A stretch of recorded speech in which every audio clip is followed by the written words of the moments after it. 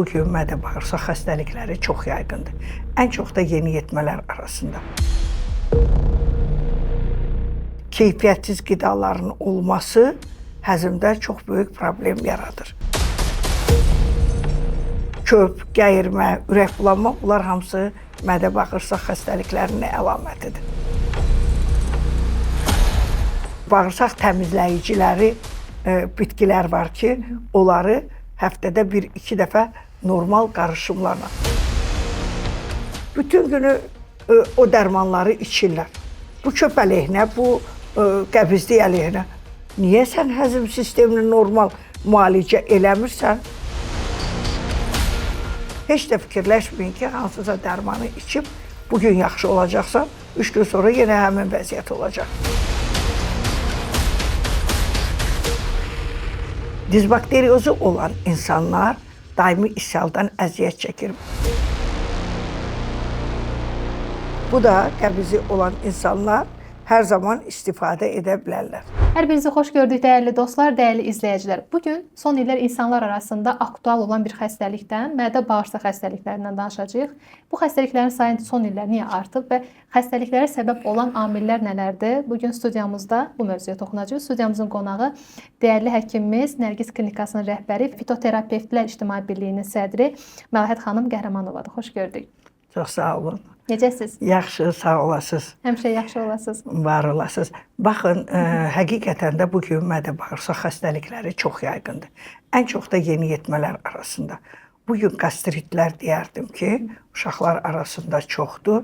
Hətta 12 barmaq bağırsağın xorası da son illərdə uşaqlar arasında statistik məlumata görə artım müşahidə olunur ki, bu da ən çox hansı səbəblərdən yaranır?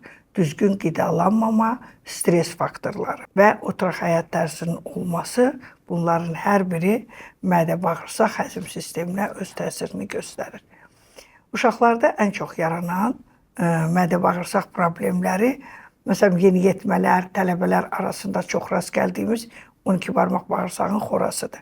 Burada infeksiyalarında, parazitlərin də rolu böyükdür. Həyat tərzimizin də, alkollü içkilər, pis vərdişlər, narkotik aludəçilərində bunlar daha çox qabarıq görünə bilir.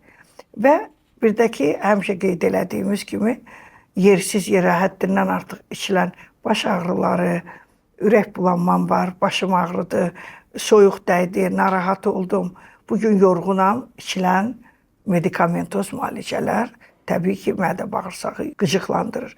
Ondan başqa ən çox rast gəldiyimiz mövzulardan biri də qəbizlikdir. Qəbizlik çox qlobal bir problemdir bugün. Burada da yenə həyat tərzinin, kobud qidanın, düzgün qidalanmamanın, stres faktorlarının rolu böyükdür. Təbii ki, tənbəl bağırsaq ola bilər, peristaltikası zəif olan, bağırsaq dolisigma dediyimiz bağırsaq uzanması, mədə sallanması, bax bu kimi sözləri insanlardan çox tez-tez eşidirik. Və bunların əsas səbəbləri də sadaladığımız kimi düzgün olmayan qida rasionu, kobud qidalar. Bugün uşaqlar ən çox nəyə meyillidir? Fast foodlara. Amma bu da onu göstərir ki, keyfiyyətsiz qidaların olması həzmdə çox böyük problem yaradır. Mədə məsələn, yanması, mədəmdə qıcqırma oldu, mədəm yandı. Bu sözləri tez-tez eşidirik. Adi su içdim, köpdüm. Qəbizliyi olan uşaqlar var ki, 10 gündən bayıra getmir, 8 gündən bayıra getmir. Düzdür, yaşlı nəsil arasında da bu çoxdur. Burada təbii ki, ödün qaraciyərin funksiyası da önəmlidir. Həmçinin də bağırsaq peristaltikasının, mədə-bağırsaq həzm sisteminin normal fəaliyyətinin olmaması. Mədə-bağırsağında əgər insan problemi varsa, bu hansı əlamətlərlə özünü büruzə verir? Təbii ki, belə insanlar ağızda acılıq hiss eləyirlər, ürək bulanma olur, qusma, öyümə kimi halları, yuxudan duran zaman daha çox belə hallar. Məsələn, qarın nahiyəsində ağrılar, sancıların olması. Görürsünüz ki, məsələn, bugün bağırsaq polipləri də çoxdur, bağırsaq xoraları da çoxdur. Mədədə, məsələn, dururlar gün ərzində yeməyəndə, ac qalanda həddindən artıq ağrının olması. Məsələn, yeyən zaman özünü yaxşı hiss eləyir. Bu ən çox 12 barmaq bağırsağın xorasında daha çox özünü göstərir. Boşuna deməyiblər ki, insanın ikinci beynidir bağırsaq. Bağırsaqların normal fəaliyyətinin olması çox önəmlidir. Çünki əgər uzun müddət nəcis kütləsi bağırsaqlarda qalırsa, toksik maddələr qanla yenidən təkrar orqanizmə sorulur. Belə insanlarda baş ağrısı çox olur. Diafraqma sıxılır köp olan zaman, taxikardiya olur. Ürək döyüntüsünün artması müşahidə olunur. Təzyiqin yüksəlməsi müşahidə olunur ki, qəbizlik, köp, gəyirmə, ürək bulanma bunlar hamısı mədə-bağırsaq xəstəliklərinin əlamətidir. Belə bir deyim var, biz nə yeyiriksə əslində o yox. Əslində sağlam bir mədə-bağırsağın olması üçün sağlam deyilir ki, qidalanmaq lazımdır. Təbii ki. O sağlam qidalanan insanın rasionunda siz nələr tövsiyə edirsiniz? Baxın, qida rasionumuz ilk öncə səhər yeməyindən başlamalıdır. Səhər yeməyində təbii ki, tövsiyəmiz odur ki, biz öyrəşmişik ancaq pendir, yağ, şirin çay, bal, yağ bunu bilir. Amma əslində şirələrə, məsələn, soklara yer verilməlidir. Bundan əlavə göyərti, meyvə, tərəvəz, pomidor, quru meyvələr çox önəmlidir. Bunların hər birini səhər yeməyinə əlavə etmək olar və sıyıqları, kaşırları mütləq lazımdır ki, bunların hamısını bir gündə yemirik ki, amma bunların növbəli şəkildə gün ərzində həftə boyu, ay boyu dəyişik olaraq biz istifadə etməliyik. Günorta yeməyi isə daha çox zəngin olmalıdır. Burada meyvə, tərəvəz, göyərti bol-bol olmalıdır. Ət, yağ, bal, biz bunları həmişə sevmişik. Əti yeməməyi mən heç vaxt tövsiyə etmirəm. İnsanlar ət yeməlidir, ona görə ki, o zülalla zəngindir, lazım olan vitaminlər, minerallar. İnsan normal qidalanan zaman bunları yediyi qidalardan alır. Sovetlər dönəmində biz kaloraj hesablayardıq ki, insan orqanizmə gündə nə qədər vitamin lazımdır. Məsələn, bugün 5 qram C lazımdır, 10 qram B qrupu lazımdır. Çörək yemirəm. Bağırsaqlar yaxşı işləmir, xəstə qəbiz olur, narahat olur. Niyə? Çörəkdən istifadə etmir. Demirik aşırı çörək yiyin. B qrup vitaminlər çörəkdədir. Biz hər şeyi yeməliyik. Az-az, tez-tez gün ərzində hər kəs normal qidalanmalıdır. Axşam qidalarına, günortalar, məsələn, günortadan sonra ki, poldinik deyirdik də, necədir o? Günorta-axşam arası. Hə də, günorta-axşam arası. Həmin 5-də, 4-də, 4-5 arası. Yüngül çayla, yüngül hansısa qida ilə, tərəvəzlə qidalana bilər. Məsələn, insanlar bugün kələmdən yetərincə istifadə etmir. Prebiotikləri axtarırıq. O ilə tabletka içir, dərman içir, bağırsağın fəaliyyətini bərpa eləmək üçün öz başına çaylar içir. Çayları da içməyin yeri var. Əgər siz qəbizlik olursa, bağırsaq florasını siz zədələməli deyilsiniz. Uzun müddət bitki çaylarını içib, sonradan təsir etməyindən şikayət edən insanlar var. Burada nə etmək lazımdır? Mütləq lifli qidalardan normal istifadə etmək lazımdır. Quru meyvələrdən, göyərtidən, meyvə tərəvəzdən, şirələrdən, bağırsaq təmizləyiciləri bitkilər var ki, onları həftədə 1-2 dəfə normal qarışımlarla. Məsələn, bu insanlarda sena çayını çox içirlər ki, bağırsaqlar bu qəbizliyə qarşı. Amma öd kisəsinin funksiyası normal deyilsə, həzm prosesi normal getmirsə bağırsaqlarda, sorulma prosesi yoxdursa, kalsi normal deyilsə, bağırsaqda sorulma prosesi normal olmayacaq. Məsələn, maqnidir, kalsidir, bunlar bağırsaq florasına çox önəmlidir və sorulma prosesində gücləndirir. Bunları istifadə etməsək nə olacaq? Təbii ki, normal mədə-bağırsaq sistemimiz işləməyəcək. Ona görə də qida rasionunuz çox önəmlidir. Ciddi olaraq qida rasionuna nəzarət edən insanlar həmişə rahatdır. Baxın, bağırsaqların fəaliyyəti normal deyilsə, xəstə qəbizdirsə, köp var, gəyirmə var, ürək bulanma var, baş ağrı var. Bu köp dərmanını içirlər, onu deyərdim ki, konfet kimi yanımda gördüyüm insanlar tanıdığım. Bütün günü o dərmanları içirlər. Bu köp əleyhinə, bu qəbizlik əleyhinə. Niyə sən həzm sistemini normal müalicə eləmirsən, bunları qəbul eləyirsən? Əgər sənin müalicə eləmirsənsə, normal müalicə almırsansa, bağırsaqların fəaliyyətini normal bərpa eləmirsənsə, məcburi içdiyin qidalar və sən yaşlaşanda nə edəcəksən?